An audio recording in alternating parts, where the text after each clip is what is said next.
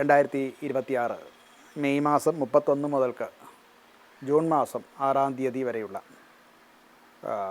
ഒരാഴ്ചക്കാലത്തെ എല്ലാ രാശിക്കാർക്കും മേഷാദി 12 രാശിയിൽ പെടുന്നവരുടെയും സാമാന്യ ഫല നിരൂപണം നടത്തുകയാണ്.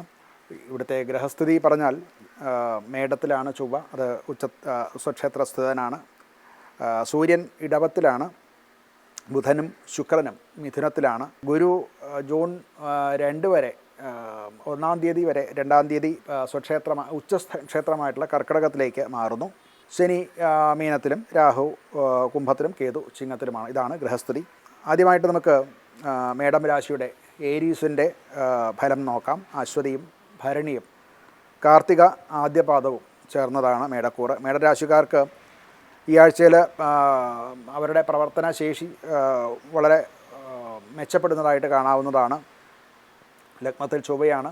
അതുപോലെ തന്നെ 4-ാം ഭാവത്തിലേക്ക് വ്യാഴം ഉച്ചസ്ഥിതി പ്രാപിച്ച് 4-ലേക്ക് വരുന്ന കാലമാണ്.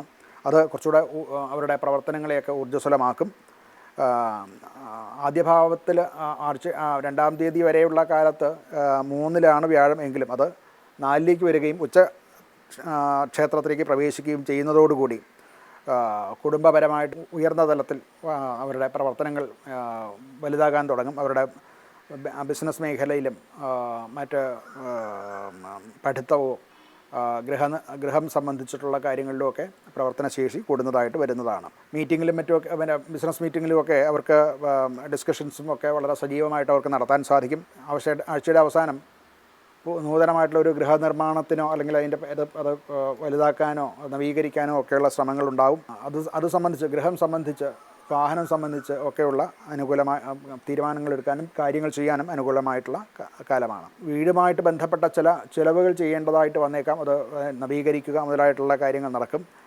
അതിന് വേണ്ടിയിട്ട് കുറച്ച് ചിലവുകൾ സാമാന്യമായിട്ടുള്ള ചിലവുകൾ കൂടാതെ വരാവുന്നതാണ്. കുടുംബാന്തരീക്ഷം വളരെ സന്തോഷകരമായിട്ട് വർത്തിക്കേണ്ട കാലമാണ്. പ്രത്യേകിച്ച് 2-ാം തീയതി വ്യാഴം 4-ലേക്ക് കർക്കിടകത്തിലേക്ക് പ്രവേശിക്കുന്നതോടുകൂടി കുടുംബാന്തരീക്ഷവും വളരെ സന്തോഷകരമായിട്ടുള്ള അവസ്ഥയിലേക്ക് മാറും. ആരോഗ്യപരമായിട്ട് അവർക്കുണ്ടായിരുന്ന ചില രോഗങ്ങളും ഒക്കെ മാറുന്നതായിട്ടും മനസ്സിലാക്കാം. മാനസിക സമ്മർദ്ദം കുറയുന്നതായിട്ടും കാണാവുന്നതാണ്. രോഗത്തിൽ ഇരിക്കുന്നവർക്ക് അതിലൊരു ശാന്തിയും ഇതിൽ നിന്ന് ഒരു റിലീഫും ഒക്കെ കിട്ടുന്നതായിട്ട് കാണാവുന്നതാണ്. ഒരു പരിഹാരം എന്നുള്ള നിലയ്ക്ക് ശിവക്ഷേത്ര ദർശനം നടത്തുക, ഹനുമാനെ ഭജിക്കുക, ഹനുമാൻ ചാലീസ മുതലായിട്ടുള്ളവ ജപിക്കുന്നതൊക്കെ വളരെ നല്ലതാണ്.